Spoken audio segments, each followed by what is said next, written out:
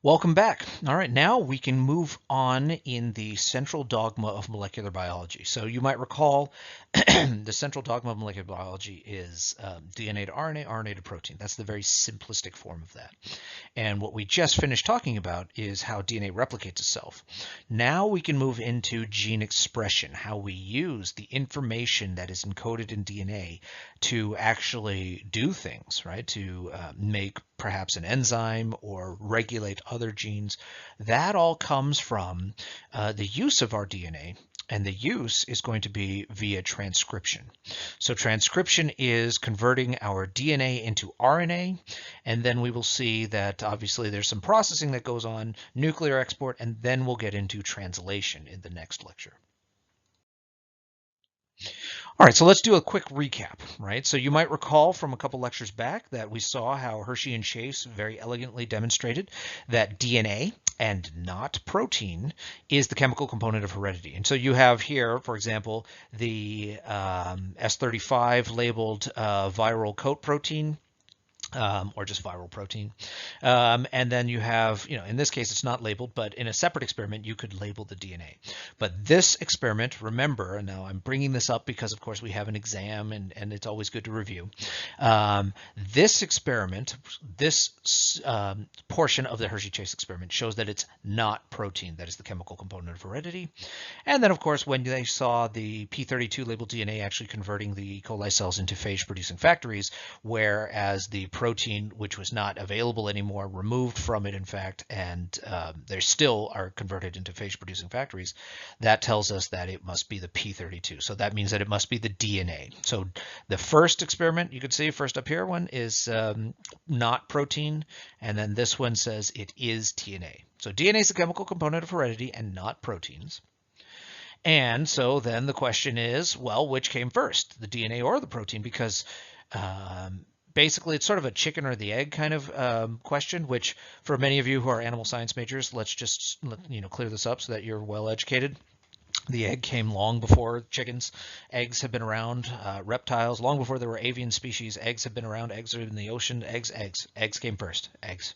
And so, but I don't want to digress too far here. So which came first, DNA or protein? Neither. It's RNA. Remember this? I've told you a couple times. Well, here's some more evidence.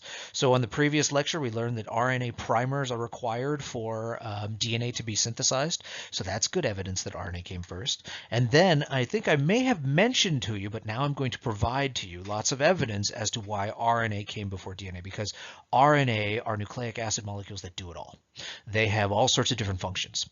And so therefore they are more suitable to, or suited to, a primordial world where you didn't have as many specialized molecules and tissues and whatnot. You had individual single-celled organisms, and you had to use the molecules that you had to do as many different things as possible to sustain life. So here is the old-fashioned central dogma of molecular biology. So this is the central dogma that was put forth by Francis Crick. And so same Crick, Francis Crick, Watson and Crick. And so what we just saw was DNA being replicated. And so you can, obviously this is not the entire central dogma as we understand it. So for example, we can add to it. When I'm usually in class, what I do is I write it on the board and I add a lot of extra steps in between. So like, for example, we can add this step, right? So that would have been DNA synthesis. So I'll just write DNA. Oh, wow, that's really bad. So let's abbreviate to end my pain. All right, so DNA replication. Wow, okay. I'm sorry, I can't take it. That's just way too bad. Let me try and get, oh, there we go. All right, so the N is just, it's the worst. There we go. That is so much better now. All right. So anyway, obviously it's not much better. So that was DNA replication. And so for the sake of my sanity, I won't write in all of the extra parts to the central dogma of molecular biology that I usually do on a board. But I'll just say them to you because honestly, it's just me trying to fill out what your understanding is. It's not something that is absolutely necessary as you, for tests or anything. So we have DNA replication. We can put that that in there. DNA to RNA. So then you could actually say that this is, you'll see, I'll give you a number of different RNAs that you need to know. And this one first is going to be heterogeneous nuclear RNA. So HN RNA. And all of this will be in bullet points. So hnRNA. Then there's RNA processing. You saw that on the title slide, the previous slide. So it's not just transcription, but it's transcription and RNA processing. Well, there's processing. And so processing, in the case of an mRNA that we're going to make, you have to basically armor it up. The cytoplasm is a rough neighborhood for RNA. DNA and RNA both, because there are viruses out there. I don't know if you're aware of that.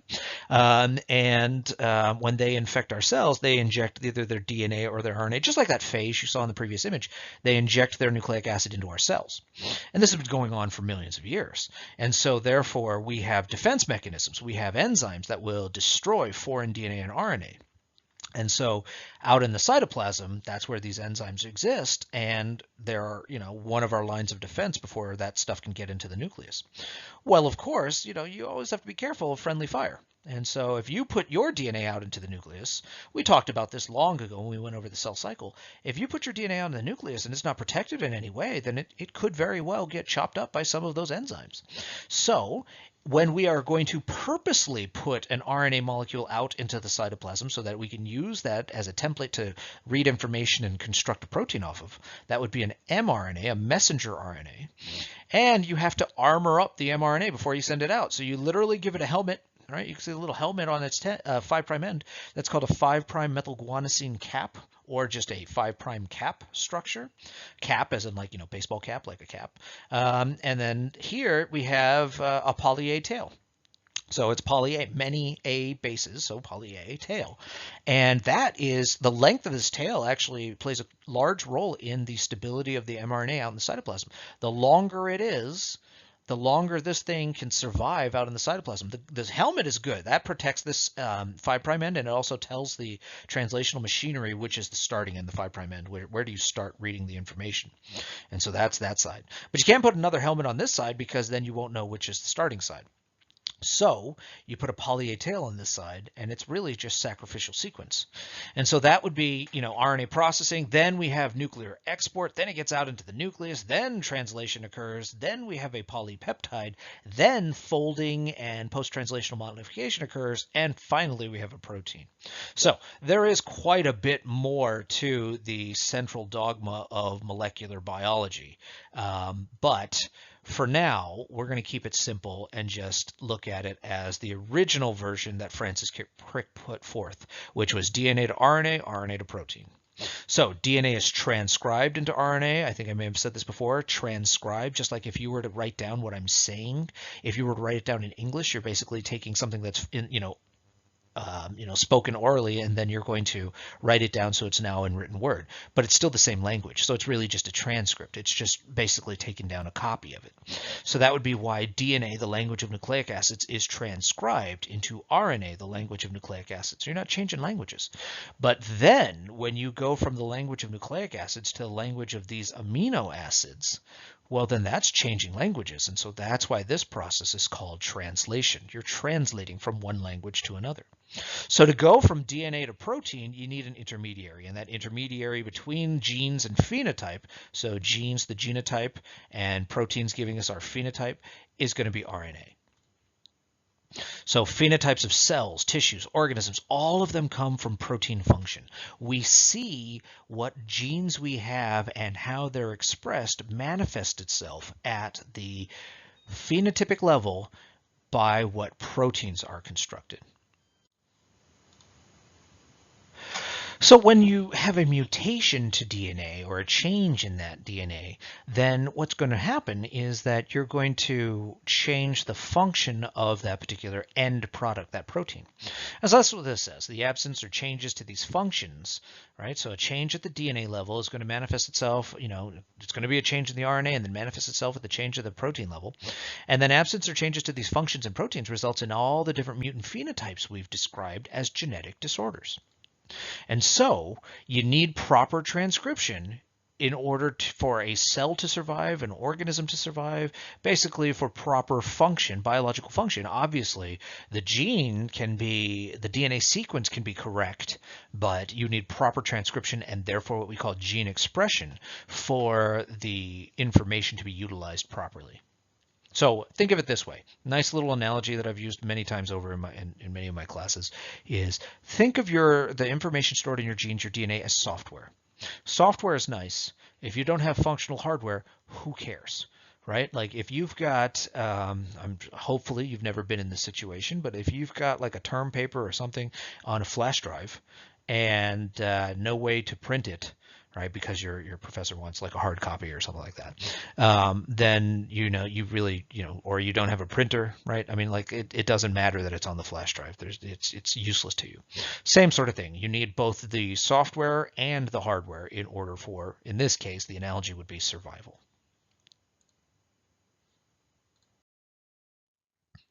Okay, so let's take a quick step back and remember DNA. We just looked at DNA last lecture.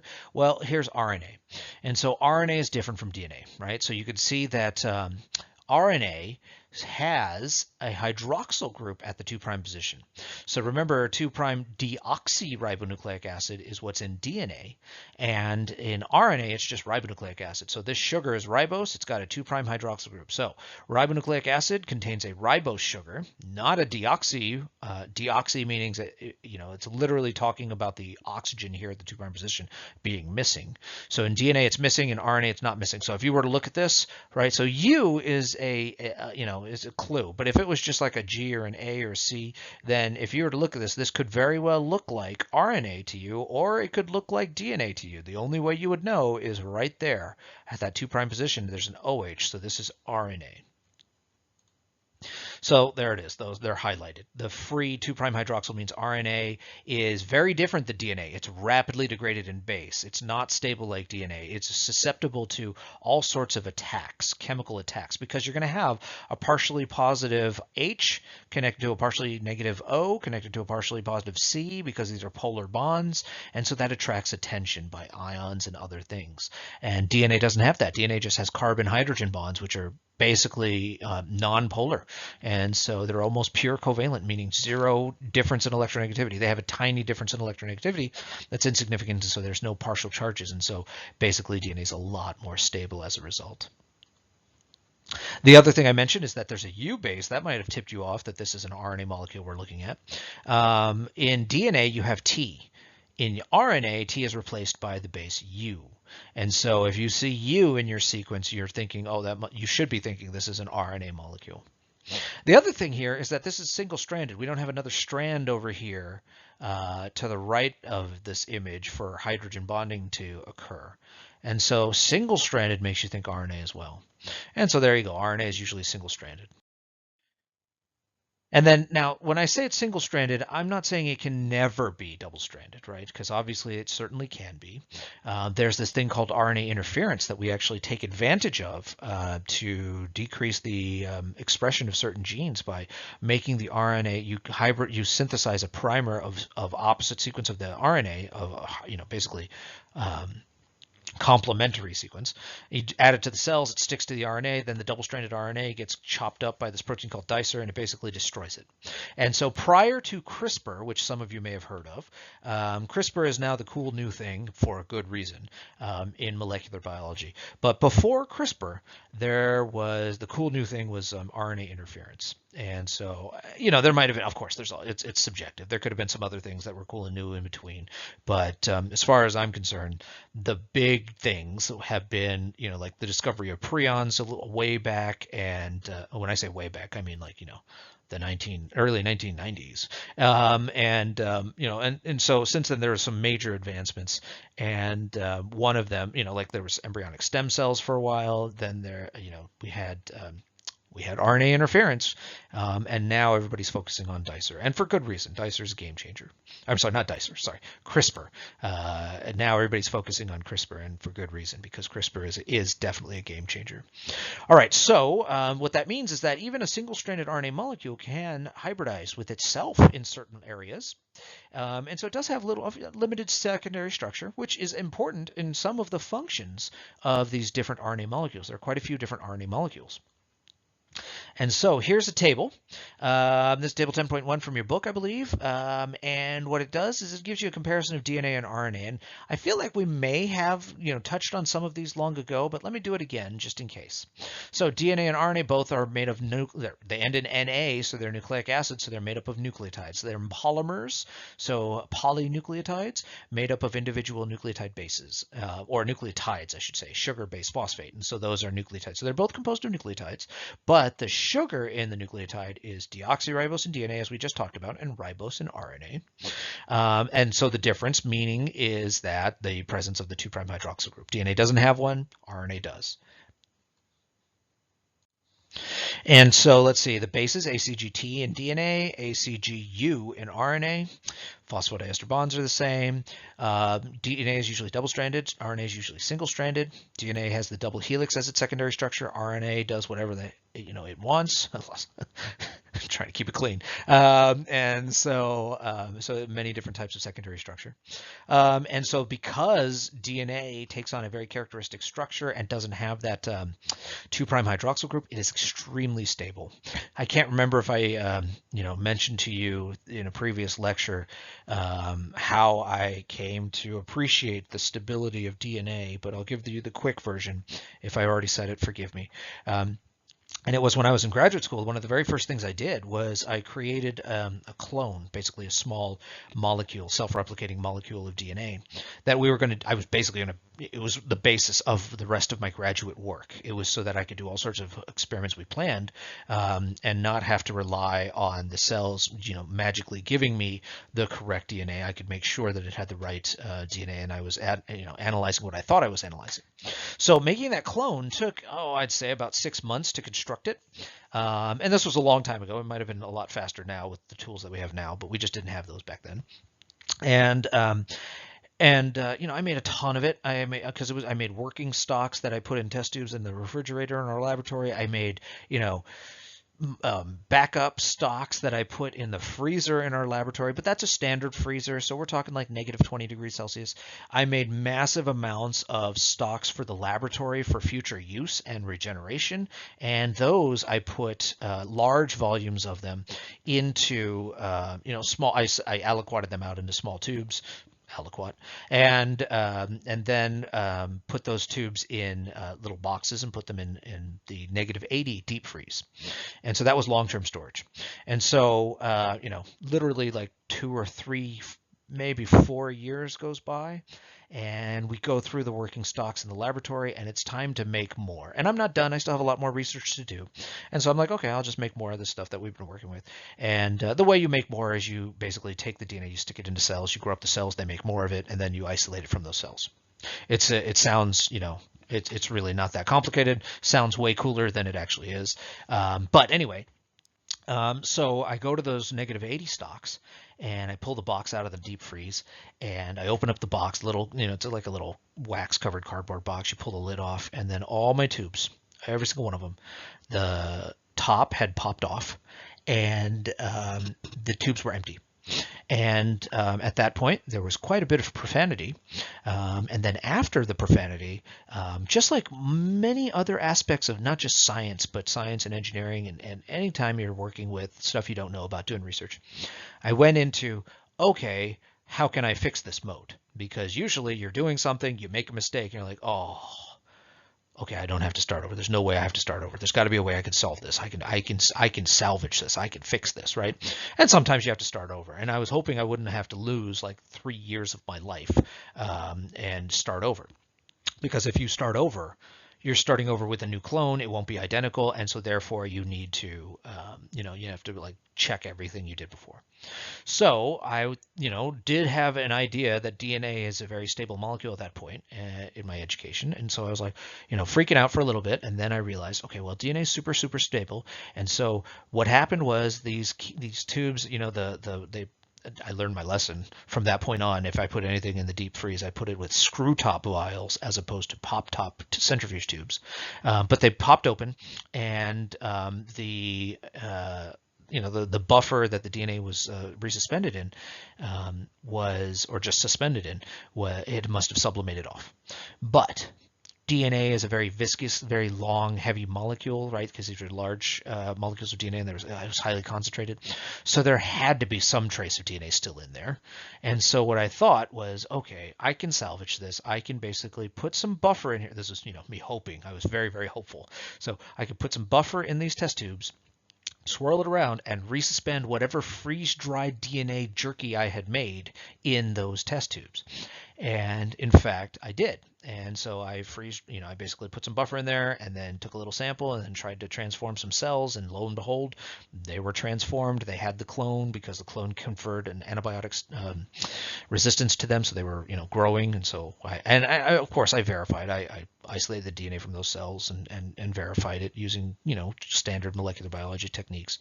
But the point is, trust me, DNA is very stable. If you were to use, that's why we can isolate DNA from really old samples of biological tissue and matter. Like if there's a sample there might be some DNA there. We might be able to, do some forensic molecular biology and isolate a DNA sample and get an idea of what the genetics were of that organism, because DNA lasts a very long time. RNA, on the other hand, is the complete antithesis of this. It is extremely, extremely easily degraded. So if you are working with RNA, or if you've ever worked with RNA, or if you've seen anybody working with RNA, then they basically cordon off a section of their bench of the laboratory, and they have to use special everything because you have to make sure that there's no RNase, which is something that breaks down RNA, and it's everywhere. Literally, when you leave a fingerprint behind, the oils that you leave behind, you also leave RNase, which is an enzyme that breaks down RNA, because it's in your saliva, it's in your tears, it's on the oils of your fingers, and it's a really, really hardy enzyme that breaks down RNA. You can autoclave it, and then it will spontaneously refold. So it is some pretty nasty stuff. And so working with RNA is very difficult because it's so easily degraded. So long story short, sorry for so long, taking so long on this slide. Make sure you know the differences between DNA and RNA. Okay, now I mentioned there are many different types of RNA. I'm not going to ask that you know all the different classes of RNA because there are so many, but RNA molecules do perform a variety of functions in the cell.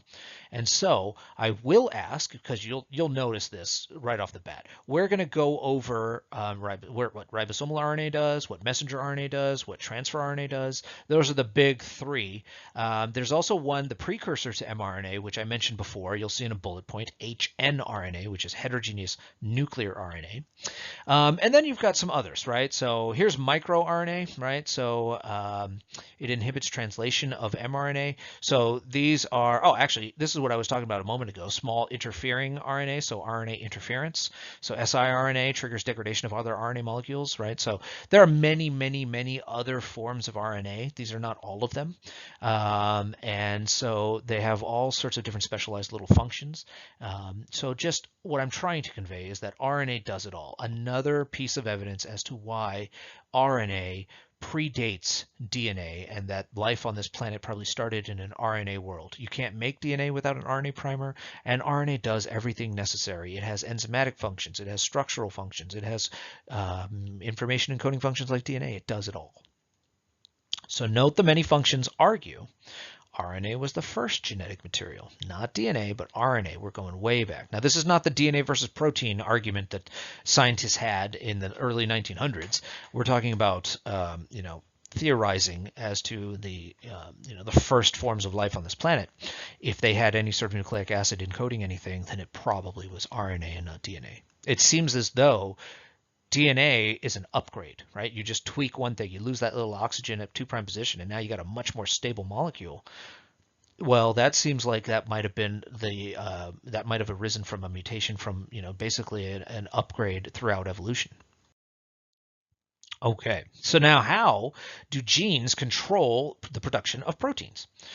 Well, I've already said the language of genes is made up of 4 nucleotides, right? We talked about this in the in the DNA versus protein debate, right? So people thought proteins were the chemical component of heredity because their language was made up of 20 different amino acids. That's a tremendous language, alphabet with which to make all sorts of words to encode the diversity of life, as opposed to DNA with only 4 nucleotides. But it turns out 4 is quite a bit. There's tremendous coding capacity in 4. And so the language of proteins, like I said, it's made up of 20 different amino acids. You can see them here, the 20 naturally occurring amino acids. But the diversity of proteins in nature is going to stem from the possible combinations of amino acids. I shouldn't say but, just the diversity of proteins in nature stems from the possible combinations of amino acids. What you've got is 20 to the n. So, I mean, just imagine that if you had one amino acid, if you had it's not a protein, but if you had a protein that was composed of one amino acid, you'd have 20 different options. If you just five amino acid residues in a row of making a polypeptide, you have 3.2 million different molecules. So there is absolutely astounding coding capacity in proteins, but it's overkill. We don't need that much coding capacity. And frankly, DNA is a more stable molecule than most proteins, and so it's a better choice. So in 1967, what happened was Charles Janowski. So add this to your list of names. You might remember the names that we've talked about that you need to know, right? So we were going way back. We had Fred Griffith, what else? Oh, Avery McLeod McCarty, Hershey Chase. We talked about Rosalind Franklin, Maurice Wilkins, Watson, Crick. Basically now we have Charles Janowski for collinearity. Oh, remember Erwin Chargaff for base pairing rules. So I'm just trying to pepper in a little bit of review before our next exam. But add Charles Janowski to your Mieselson and Stahl, that experiment, right? You need to know them. But include Charles Janowski in that list. And Charles Janowski did something that was very important to deciphering the genetic code. He, while working with bacteria, showed that the order of nucleotides in bacteria is collinear with the order of amino acids in bacteria. I keep saying in bacteria because it's not the case in eukaryotes. So this direct relationship of nucleotides to amino acids gave us the genetic code. The fact that in bacteria, you don't have to worry about things that we'll talk about in a moment, introns and exons. So what he saw was that if you made a mutation to the DNA, then that mutation would be a change to the RNA, which would also be a change to the amino acid sequence of a protein. If you made it early on in the gene, it would be early on in the protein. If you made it very late in the gene, it would be very late in the amino acid, polypeptide sequence of the protein. And so there was collinearity, and so that meant that you could actually decipher the genetic code. Just imagine you made something that was just A's. You just synthesized A, just all A's, and then you used a cell-free system to translate it, and then it just made a string of amino acids of all the same type. Well, then you would know that if you knew 3 bases were all you needed, then you would know that AAA encodes this amino acid. And then let's say you turn it to AT. So your RNA is going to be UAU. So that's 2 different codons. That's UAU or AUA. And so your protein would be just repeating amino acid 1, amino acid 2, amino acid 1, amino acid 2, amino acid 1, whichever corresponds to those particular sequences. And this is how we systematically determined what is now known as the genetic code, how we deciphered it. And so the question is, how can 4 nucleotides code for 20 different amino acids? And I think I may have given you the answer previously, but I'll do it again. If you have 4 different nucleotides, well, then 1 base is only going to allow you to code for 4 things. 2 bases will be 104 at the first position, 104 at the second position. That's 4 times 4, 16 different possibilities. Still not enough. But 3 bases gives you 4 cubed, right? 104, 104, 104. So 4 times 4 times 4, which is 64 different combinations. More than enough to encode the 20 different amino acids. And so the information to encode a single amino acid is carried in a sequence of 3 nucleotides. It's a triplet in the DNA and a codon in the RNA. And so 3 nucleotides gives 4 to the 3rd different combinations, 64 different combinations, more than enough to encode the 20 different amino acids. And so what you can see here are the 64 different possibilities of the 4 nucleotides found in RNA. So these are actual codons. They actually code for amino acids. Each triplet is called a codon. So each triplet in the DNA is called a codon in the RNA. And they don't all, so there's 64. So there's too many for 20 amino acids. So of course, there's going to be redundancy, right? You can see CC anything codes for proline. So multiple codons are going to code for the same amino acid, but not all of them code for an amino acid. So before I get to the stop codons, I have to remind you the code is degenerate. What does that mean? That means that you can see the first position, very important. Second position, pretty important. Third position, not that important.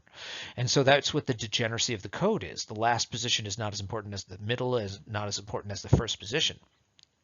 And some codons are stop codons. I mentioned that a moment ago. Not all codons code for an amino acid. Some code for stop. When we get to the process of translation, we haven't even done transcription yet. So when we get after transcription to the process of translation, we'll see how stop codons are how you stop the translational machinery.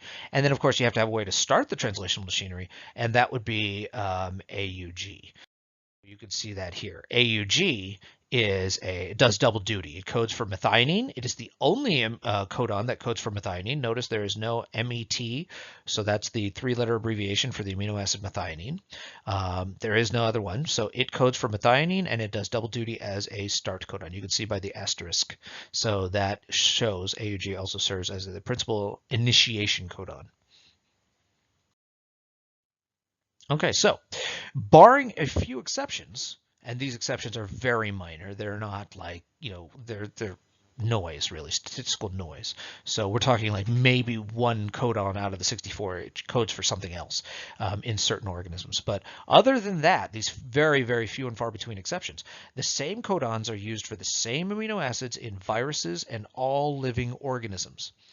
And so that means, you may recall actually, I don't know if I said this earlier in the class, but way back in one of the first lectures, one of the jokes I make that's kind of, it's old and getting tired by now, but I usually pick like the next, whatever analogy I could use, but you could take the genes, the genetic sequence for a particular organism, and you can put that into another organism, and it's compatible, right? We're all using the same operating system, and so that's why the codons code for the same amino acids in viruses and all living organisms. And so the genetic code was established very early in evolution of life on this planet. This is another example of circumstantial evidence that supports the idea of evolution very early on, because if we're all using the same genetic code, then we must be all derived from a single ancestor. Now, the question we're up to here is, how is the linear sequence of nucleotides in a gene, in DNA, converted into the linear sequence of amino acids in a protein? And so here's our conundrum. DNA is in the eukaryotic nucleus. So we're now talking about eukaryotic cells. DNA is in the eukaryotic nucleus. Proteins are made. They're synthesized largely in the cytoplasm of a eukaryotic cell. We can't take our DNA and shove it out into the cytoplasm because it'll get damaged, destroyed. It will be very, very bad, and the species will no longer survive. It will not be able to reproduce, that organism or that cell, thereby killing off that particular line of cells or species or, race. So you need an intermediary. And so information transfer must be indirect, and so that's where RNA comes in. RNA serves as that intermediary that takes our secret recipe from the vault, make a copy of just a portion of it, send it out onto the factory floor, make protein out of it. If that copy gets destroyed, that's okay. We can always make another copy. So I think I've said this earlier, but here it is again. DNA to RNA, that's going to be the language of nucleic acids to the language of nucleic acids. So that is going to be called transcription. And then RNA, nucleic acid, right? Language of nucleic acids to proteins, the language of amino acids. That's going to be translating it to a new language. And so therefore that would be translation. And so as you can see, DNA is transcribed to RNA in the nucleus. a lot of stuff actually has to happen for that mature mRNA to be created. It's going to start off as a heterogeneous nuclear RNA, then mature mRNA, then you have nuclear export. Then when it's out in the cytoplasm, can it be translated into a polypeptide chain, which can then be further modified to give us our final product, which is a protein. And so in transcription, genetic information is copied into messenger RNAs. It's going to start off as heterogeneous nuclear RNA, but eventually it's going to be made into messenger RNA in the nucleus, and then it's going to be exported. And so mRNA is, heterogeneous nuclear RNA, is then processed. So it's first created, then processed, and then a mature mRNA is going to be exported to the cytoplasm.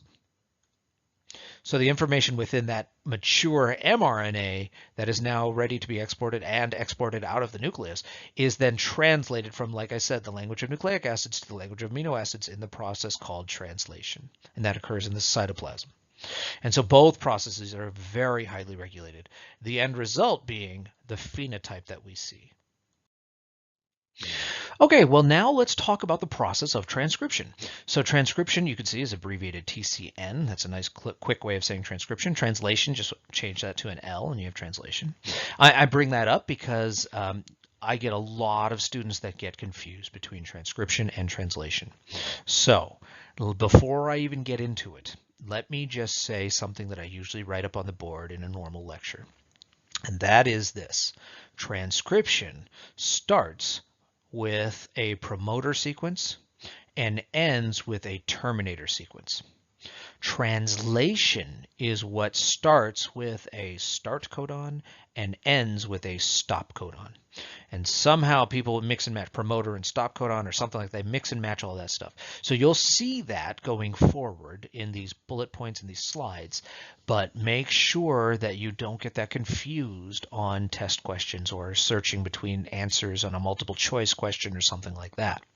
So right now we're still in the nucleus and we're talking about transcription. Transcription is the process in which RNA polymerase is going to synthesize one strand of RNA from the DNA template.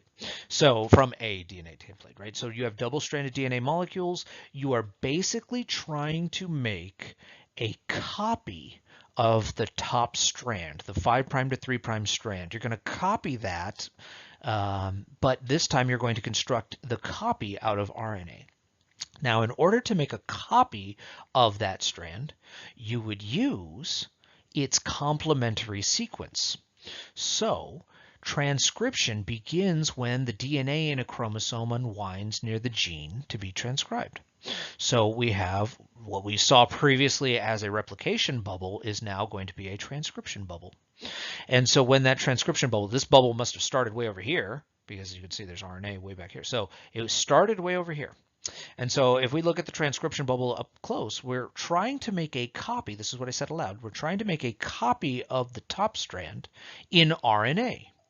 And in order to make a copy of the top strand in RNA, we have to use the bottom strand, the 3' to 5' template strand, to make an RNA copy.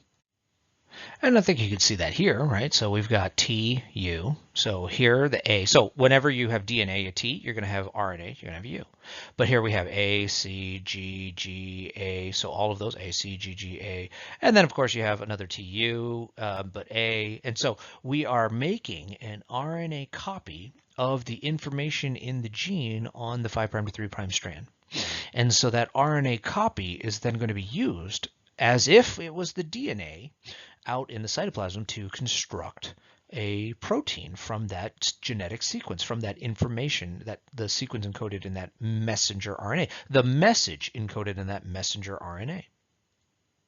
And so ribonucleotides are assembled along the unwound DNA strand in a complementary sequence. So we're using the bottom strand, so they're made complementary to it so that they will therefore mimic the top strand.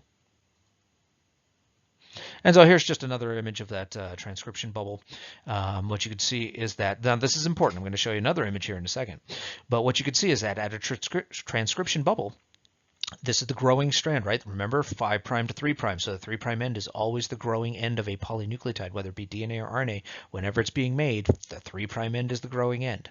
And so that means that the transcription bubble is, picture it as sort of like, have you ever had like a winter coat that had a double zipper, right? Like it's got a zipper up and down the front, but there were 2 zipper pulls is what I mean by that. And so you could like kind of like, you could unzip it with one or zip it up with one and unzip it with the other. So if you had your coat zipped and you then took your 2 zipper pulls and you just moved them along that zipper, then the first zipper would unzip it, and then the second zipper right behind would zip it back up. That's kind of what you're looking at here. Like here's the first zipper on the right. Let's say we're going left to right. And so the first zipper is unzipping as we go that way. And then the second zipper pull is closing it back up as we follow this. So the transcription bubble is itself moving across the gene. And as it does that, the RNA molecule being made off of it is going to then kind of hang off to the side. Now, the reason why I'm bringing this up is because I might ask you to identify the 5' end of an RNA molecule, or the 3' end of an RNA molecule, or the 5' end of a gene on what's called a feather structure, like these. So these are scanning electron micrographs of strands of DNA. So you can see here's a strand of DNA. Here's a long strand of DNA. Whee! It just goes all the way up that way. And then coming off of it, you see RNA molecules. That's what's making up these little things coming off of it. And so basically, once you sit down on the promoter and then start sliding along making RNA, the RNA polymerase gets out of the way. Another RNA polymerase can sit down on the promoter and start sliding along. And so they're going to be you're going to make multiple RNA molecules off of a single gene at any given time. And so like, for example, you could tell there's a gene from here to here, right? There's nothing here. There's no RNA hanging off of that. So that would be what we call an intergenic sequence. It's in between a transcribed region and a transcribed region. So therefore it's in between genes that are transcribed. And right here, we can't see the end of it, but you can see this is definitely the start of a gene, because look at the little RNA molecules hanging off. They're not that long. But as you go further along the DNA, they get longer, meaning that this transcription bubble has slid further along, and so there's more information that it read, and so the RNA molecule hanging off is going to get longer and longer. And so on a feather structure like this, let's look at this one. This one's nice and easy to look at because we know that the little strands hanging off here are much shorter than, say, for example, this monstrosity hanging off of there. So this must be the 5' end of the gene. You go by the top strand. And so like this is the 5' end of the gene, this is the 3' end of the gene. This double-stranded DNA molecule is going to be determined by its orientation is going to be determined by the top strand. So this is the 5' end, this is the 3' end. So this whole thing is the like downstream sequence, the end of the gene, and this is the start of the gene. It's on this side. And so we could say, okay, well, the 5' end of the gene must be like right around here. 3' end of the gene must be right around somewhere around there. And it might be like actually like right there. And then what is this? That is the 5' end of an RNA molecule. So see how it's hanging off, 5' end of an RNA molecule hanging off. So over here, I don't remember which one I was pointing to, but let's say this one. So 5' end of an RNA molecule hanging off. So if I said, what would you find here? You could say the 3' end of an RNA molecule. So that is why I was just showing you these images so that you can understand how it actually looks. Either way, this process has multiple steps. So although only one strand within a single gene is transcribed, different genes can be transcribed from different strands. So what I mean by that is there's no rhyme or reason that your genes are not all lined up left to right, left to right, left to right. Like think of like if you just look at it, oh here, let's just use this. So if we just use a little fragment of a sentence, let's say that this is a gene, this is a gene, this is a gene, and this is a gene. right? So that's the DNA sequence. Well, then we would read along, right, left to right, because we know English. And so we read we recognize that word, we recognize that word, we recognize that. And so we know to read those genes all those ways. But these are completely separate genes from one another. Remember, there's intergenic sequence in between them. And so therefore, so this is the intergenic sequence. So INTE, this is going to be the GM. It's not that bad. Intergenic. Yeah, it is pretty bad. All right, so abbreviate. All right, so that's intergenic sequence. And so, you have intergenic sequence there, you have intergenic sequence there. And so basically what we have is individual words as you see them, but there's no reason why the word the couldn't be rotated around, and then it could just read like EHT left to right, or it could be, obviously it would just be flipped around upside down, right? So what I'm saying is that, there's no reason why this gene, for example, can't be spun around. And so that's exactly what you see here. Right, so if you were to have, so let's use yet another color. I guess I'll use green. So you could see the promoters, right? So the promoter, these little arrows here, like this arrow. I guess I should be using a laser pointer for that. So here, basically, the little green arrows are what we call the promoters, right? They signify where the promoters are. And so, for example, right here, this is a promoter telling us that this is gene A, and we're going this way, right? We're going left to right. So that'd be like along. And then if we flipped the around, so it was like, an upside down EHT, then that would be gene B, because you could see this promoter's going this way. And then this would be unwound, right? This would be that word going in that direction. So because there's intergenic sequence in between them, they don't have to point in the same direction. They are free to do whatever they want. They're different genes, different entities, different programs. The orientation that they have within the DNA is, it's randomized. It's basically, how did we get that gene? I mean, it very well could have been a gene that was placed there by like a virus that shoved its DNA into our genome. It could be, remember we talked about inversions, we talked about deletions, we talked about chromosomal rearrangements. Well, we will hopefully get to a mutations lecture in which we'll talk about how you can have, smaller scale mutations. They don't have to be on the chromosomal level involving multiple genes.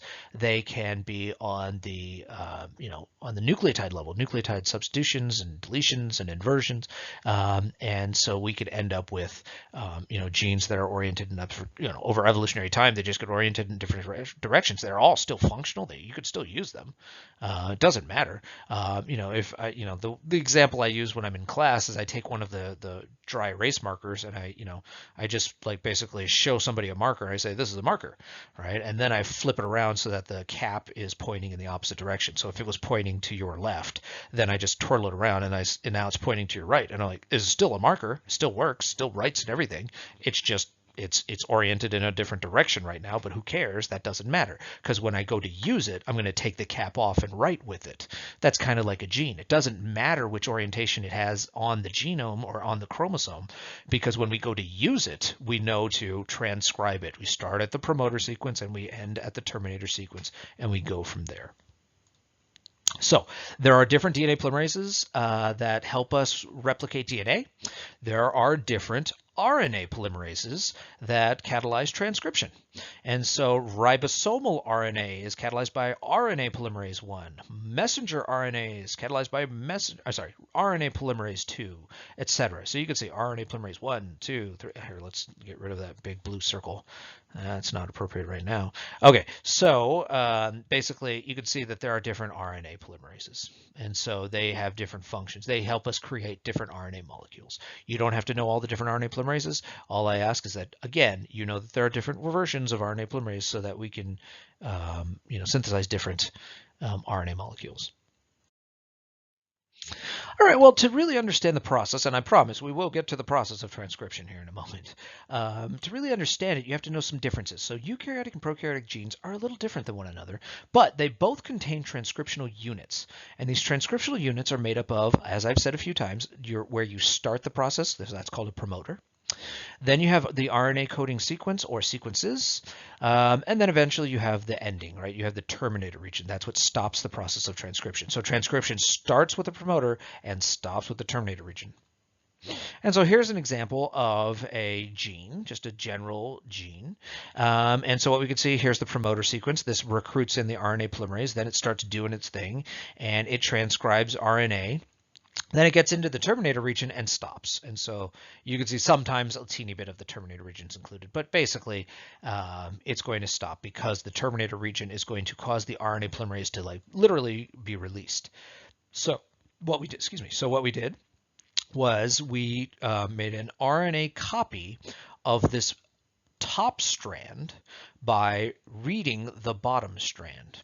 And so this is an RNA copy of this, the top strand.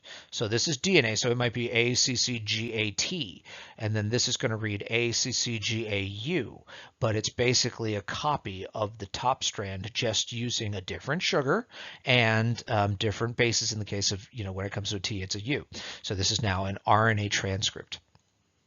Now, the promoter sequence is very important. I can't stress this enough. You need to know your promoter and your terminator sequence.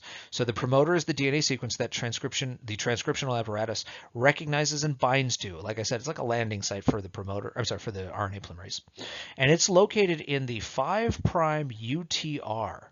So the 5' UTR. So UTR is basically, there are different definitions of UTR, but it is the untranscribed region, right? So that's one way you can look at the 5' UTR, untranscribed region, or later on we get to translation, it'll be the untranslated region.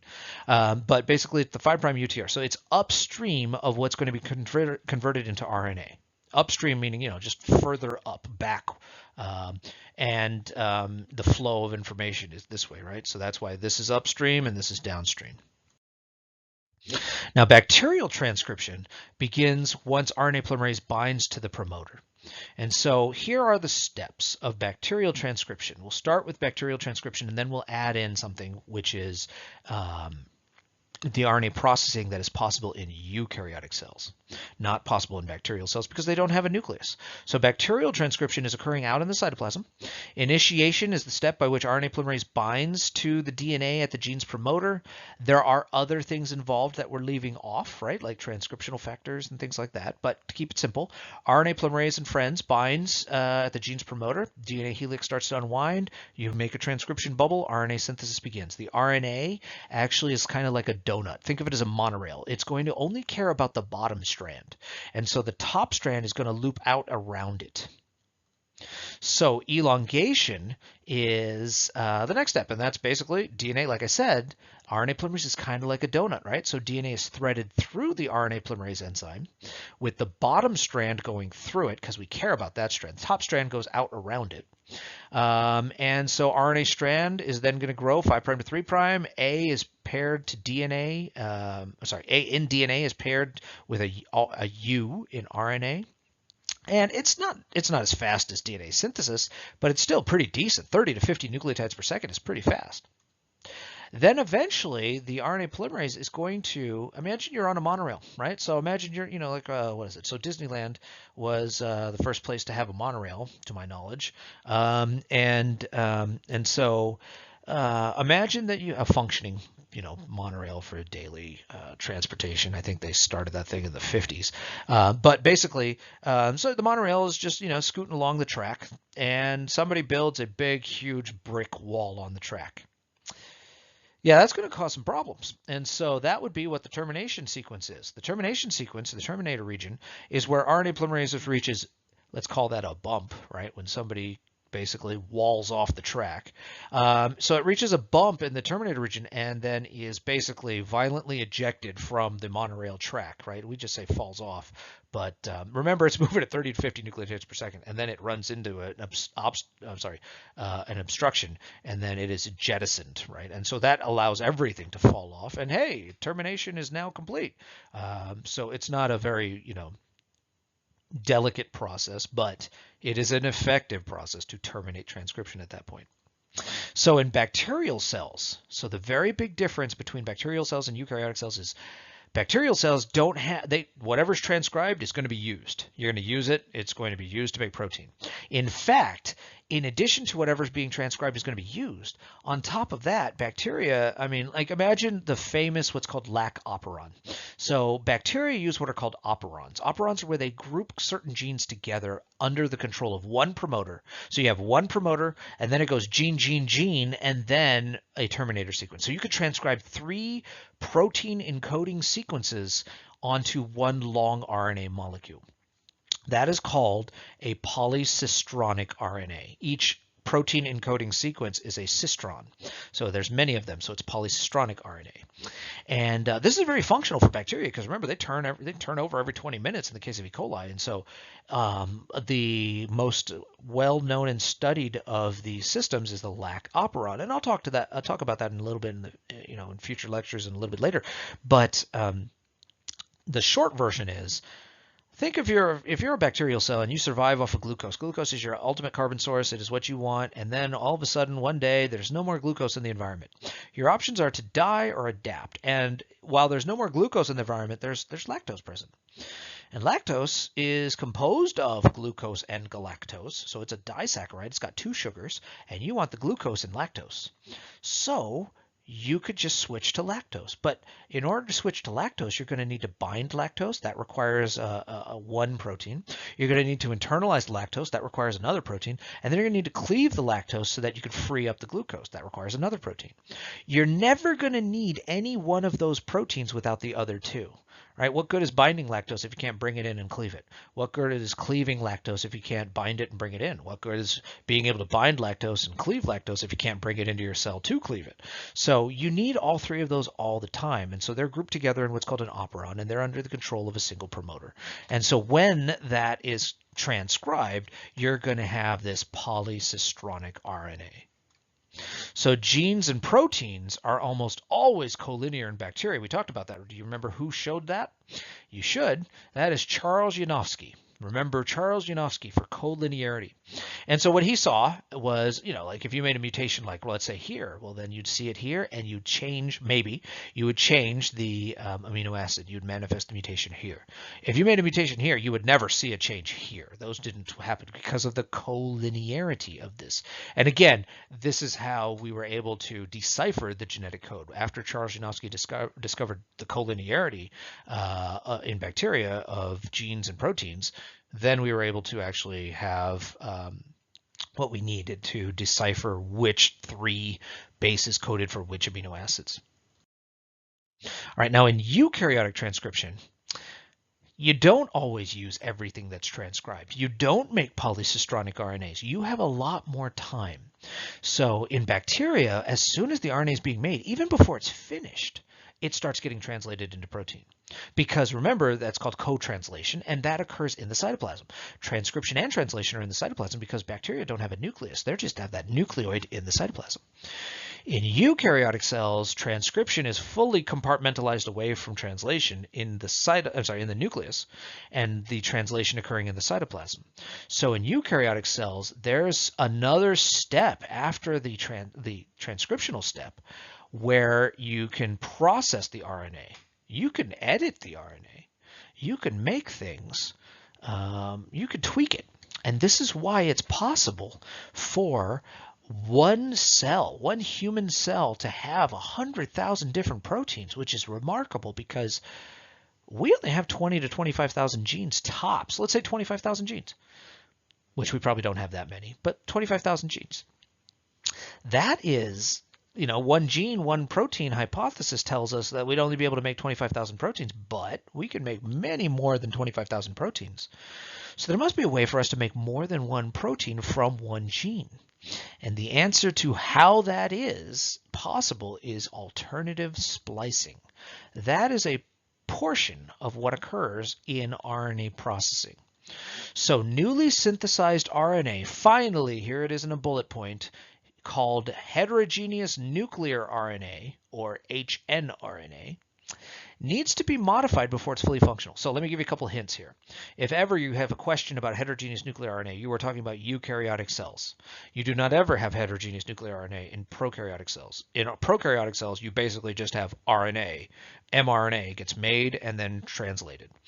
Whereas in eukaryotic cells, you have a gene. If it encodes a protein, it's going to start off being transcribed as a primary transcript or heterogeneous nuclear RNA. I like heterogeneous nuclear RNA because it's more descriptive. It's saying it's heterogeneous, meaning you'll see in a moment it's got stuff we keep and stuff we toss. It's nuclear because it's in the nucleus, and it's RNA. And so heterogeneous nuclear RNA must be modified before it's fully functional. Eukaryotic genes have a complex internal organization.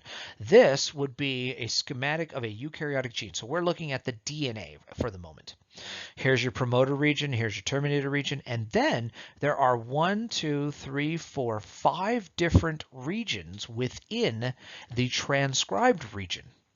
And any gene, any eukaryotic gene, can have, so let's say this is 5 different regions, right? So that, let's call it, sections 1 through 5. Well, this is a static representation of a very dynamic gene.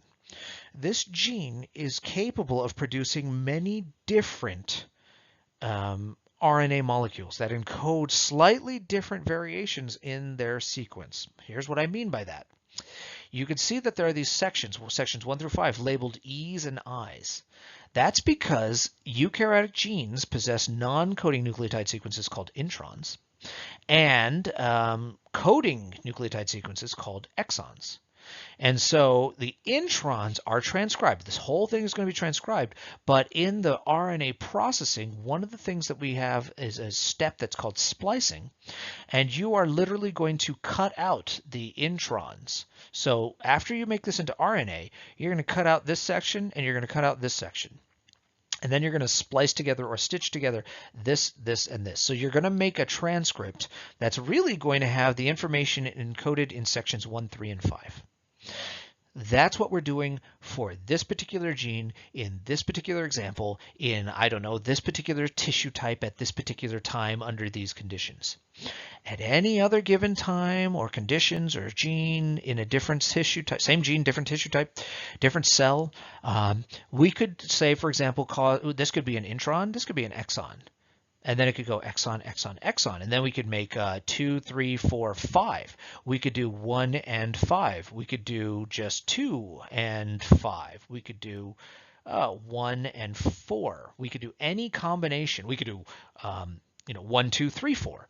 So we could do any combination of these. But in this particular iteration, these I's represent introns. Introns are the sequence that's going to be transcribed but then cut out, edited out.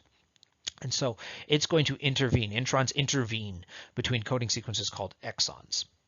So imagine you type a sentence and you just have too many things in there, right? You have like too many that's. And so you can just edit out the that's out of your sentence, right? You can just say like, I hope that you are well. Or you could just say, I hope you are well. And you can just edit out the that. Think of that as an intron. So it's not that you start with it, but you're going to edit it out. And that changes, it depends on if we do some serious editing, that could change what we make. And that could give us the rise of alternative splicing. So many people, because these introns, when they get transcribed, they then get cut out of the finalization process. They get removed, and then we have a mature mRNA missing those. Many people believed that introns were composed of junk DNA, just DNA that we had picked up over evolutionary time. Maybe like, for example, when a virus inserts its DNA into our cells, it is a problem at first. Our immune system clears it, and then we just still have the DNA, and so that's junk DNA, right? Or we've deactivated a gene and it's just portions of that sort of stuff. But it turns out that it's in fact not. I can tell you from personal experience, it's not junk DNA. And so we know that introns are valuable. So one of the things I actually did as a postdoc was I worked at Lawrence Livermore National Laboratory, and I worked in the laboratory of Gabby Lutz.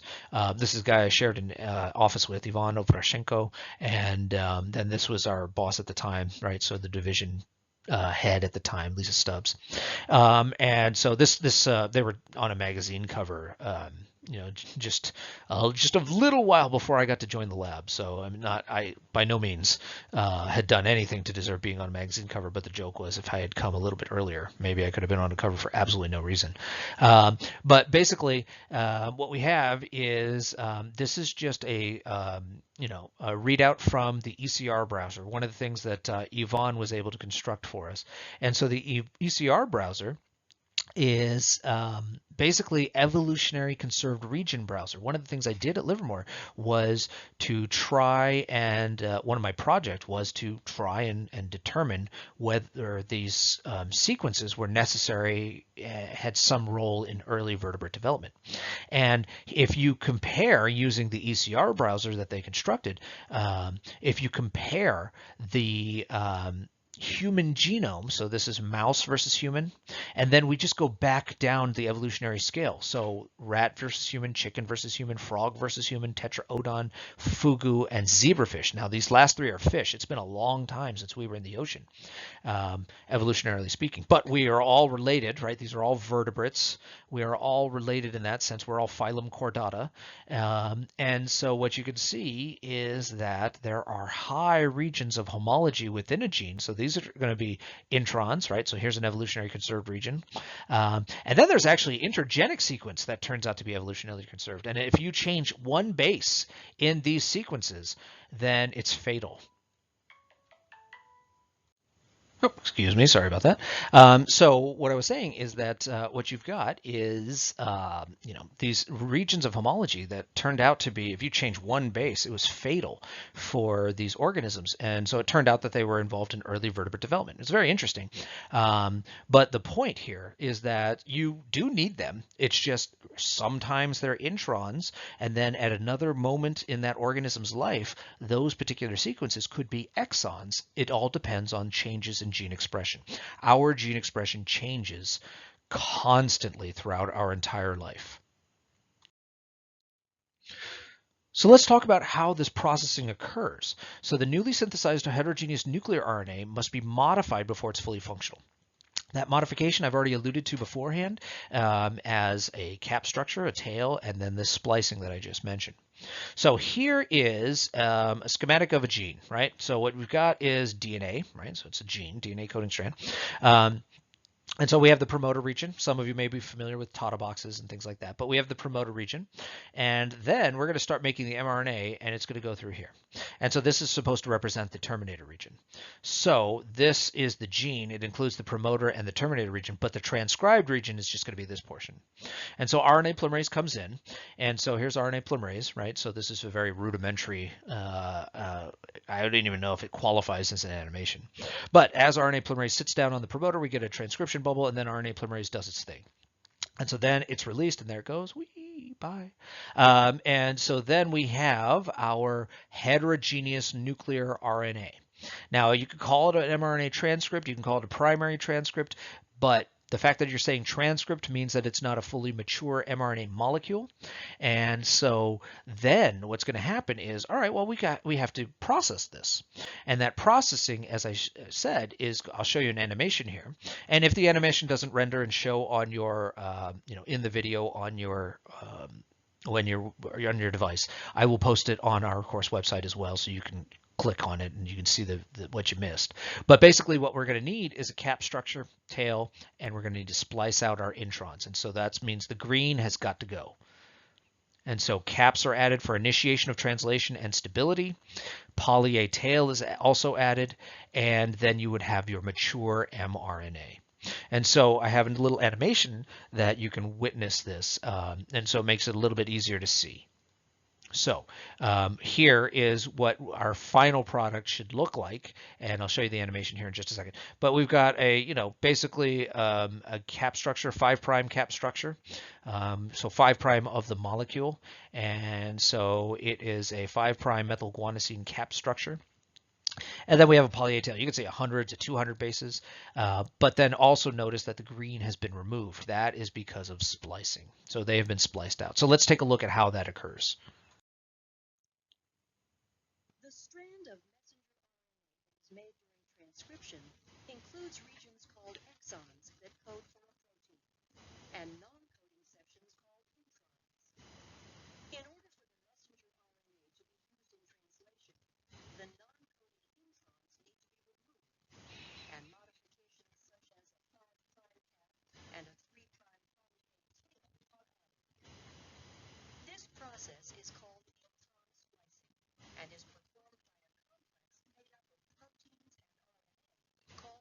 spliceosome. This complex removes the intron segments and joins the adjacent exons to produce a mature messenger RNA strand that can leave the nucleus through a nuclear pore and enter the cytoplasm to begin translation.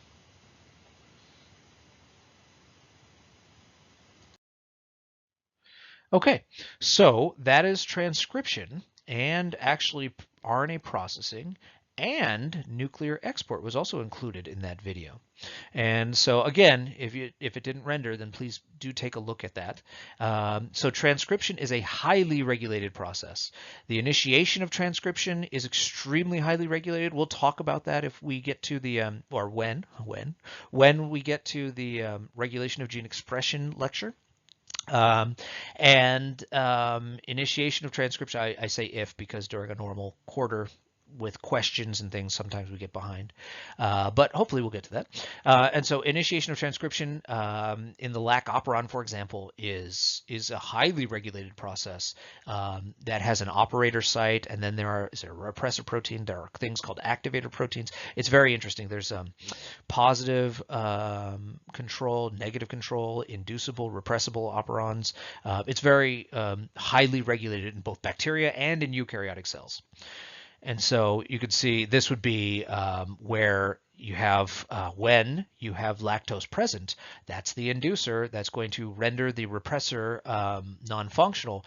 And so then the RNA polymerase can see the promoter and it can actually transcribe a polycistronic RNA that codes for beta-galactosidase, permease, and transacetylase. These are all the enzymes or proteins necessary for the metabolism of lactose instead of glucose. And so that is triggered by the presence of lactose. So splicing is a eukaryotic thing. It is also going to give rise to alternative splicing, and alternative splicing is very important because that yields different proteins from the same gene. That makes it possible to have multiple different proteins from just one gene. And so even nuclear export is a mode of regulating gene expression. Mature mRNAs that are already processed and are good to go can be sequestered in the nucleus and then released upon specific signals in the eukaryotic cells. So like, for example, think of first responder genes, genes that help mitigate like, heat stress or salt tolerance or something like that. You're not, the cell's happy and then all of a sudden the temperature goes up. And there are ways to try and keep the cell alive for a short amount of time if the temperature only spikes for a little while. And so you need these immediate genes to be made into proteins that can then help mitigate that stress. And those are the ones that are sequestered in the nucleus as mature mRNAs, and then they're just exported out of the nucleus when necessary. So mutations to splice sites could also cause genetic disorders. Just a couple last things to talk about. Don't forget that splicing is important. The spliceosome, I prefer to say spliceosome as opposed to spliceosome, but the spliceosome in that video could very well make mistakes. And so, or you could have a mutation to where a splice site should be, and so then you don't have the splicing you're supposed to have, and then you could have what's called a beta thalassemia. That's an example of a mutation to a splice site, and that causes improper splicing results in a defective form of hemoglobin and a form of anemia because of the improper splicing because of a mutation to a splice site. So the last thing we'll talk about before we get into the next topic, which is going to be the next step in the central dogma. So we've done DNA synthesis, we've done transcription, we've done RNA processing, and nuclear export. So the very next step would be, well, we're finally going to get up to translation. And so translation would be constructing a protein. But before we do that, that's going to be the next lecture. We should make sure and round out our RNA molecules. Now, we've talked about heterogeneous nuclear RNA. We've talked about mature messenger RNA. We haven't really touched on T or rRNA. So the next thing we're going to do is examine how messenger RNA is going to be translated in the cytoplasm from the language of nucleic acids to the language of amino acids. That's going to be a process that requires things called ribosomes. And ribosomes take advantage of both rRNA and tRNA. So mRNA is translated into proteins by enzymes and RNA. Ribosomal RNA is the RNA that's the major component of organelles called ribosomes that construct proteins. And so ribosomes are made up of mostly rRNA and then a little bit of protein, which is very odd if you're thinking of nucleic acid as like information containing, because now we're talking about it having like enzymatic and structural roles, but it does in ribosomal RNA. You also have transfer RNA. Transfer RNA does just that. It transfers amino acids into the growing polypeptide chain, into the ribosome that can add them to the growing polypeptide chain, I should say. And so these are kind of like the interpreter molecules. So they're not the translators. T stands for transfer, but they speak the language of nucleic acid and the language of amino acids. And so they're the interpreters that read the mRNA code. And by reading that code, they can insert or bring in the correct amino acid to be inserted into the growing protein. Transfer RNAs are very interesting. They have what I believe as a triangular structure, but because of their secondary structure, you can see it here, they are commonly called a cloverleaf structure. So when you see that, you're supposed to think a cloverleaf structure. Yes, I know that's probably not what you think, but that's what it's called. And it's more obvious here. You can see here, right? And so it has the 3 leaves of a clover leaf structure because a 4-leaf clover is not a thing. And so basically, I mean, yes, of course, occasionally they can occur. So tRNA takes on a characteristic cloverleaf structure and amino acid attachment site. So there's the amino acid attachment site. Remember, it speaks 2 languages, so this is the amino acid attachment site. That's where you attach your amino acid. There are enzymes that attach a specific amino acid depending on what is here. This is the anticodon loop. And so each tRNA has a unique anticodon. So if AUG is the start codon that encodes methionine, then the anticodon that's going to actually bring in the methionine that's over here is going to be what? So AUG would be UAC. And so that's what this would read, UAC. And so that's the anticodon, which will eventually pair to the codon of the mRNA during translation in the ribosome in the next lecture.